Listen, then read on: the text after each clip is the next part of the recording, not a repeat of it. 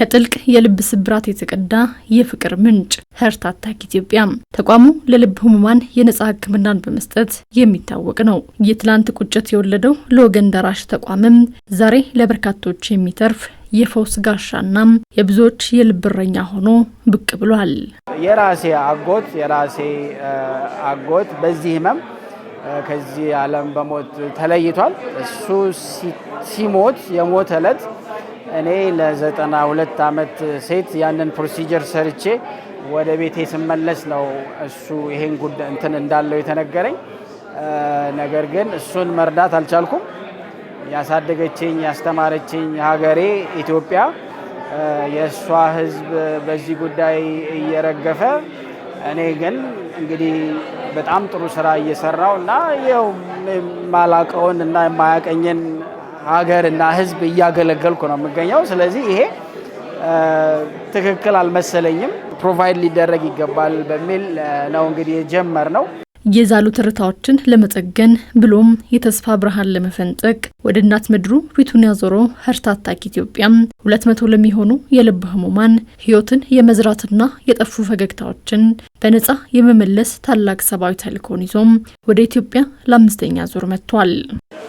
የተወጣጡት እነዚህ ሐኪሞችና ነርሶች ከዩኤስ፣ ከአሜሪካ፣ ከካናዳ፣ ከህንድ፣ ከዩናይትድ ኪንግደም ከዛም በተጨማሪ ደግሞ ከዚሁ ከአፍሪካን ሀገሮች ከቦትስዋናና ከሩዋንዳ የመጡት እነዚህ አሁን የመጡት የህፃናት የልብ ቀዶ ጠጋኝም ሳይቀዱ መጠገን የተለያየ ፕሮሲጀሮችን የሚሰራሉ ለህፃናት። እንደገና ደግሞ የአዋቂ ቀዶ ጥገና የልብ ምት ችግር ያለባቸውንም ሰዎች ነው የተለያየ ሰርቪስ ነው የምንሰጠው። ይህ ታላቅ የፍቅርና የጤና ጉዞ ለ4 ተከታታይ ዙሮች የብዙዎችን የልብ በር ሲያንኳኳ ቆይቷል። ይህ የበጎ ፍቃድ ጉዞም በእነዚህ የብርሃን ምዕራፎችም በህመም ማዕበል ውስጥ የነበሩ የበርካታ ወገኖችን የዛለ ትርታን መልሷል። ቤታቸውን በደስታ ልባቸውንም በአዲስ የህይወት ዜማም መሙላት ችሏል። ስንጀምር ግን እንደዚህ አድጎ ይሄን ሁሉ ንቅናቄ በሀገሪቷ ውስጥ ይፈጥራል ብለን አይደለም። 6 ሰው ሆነን ነው ዝም ብለን የመጣ ነው። 32 ህሙማንን አከምን።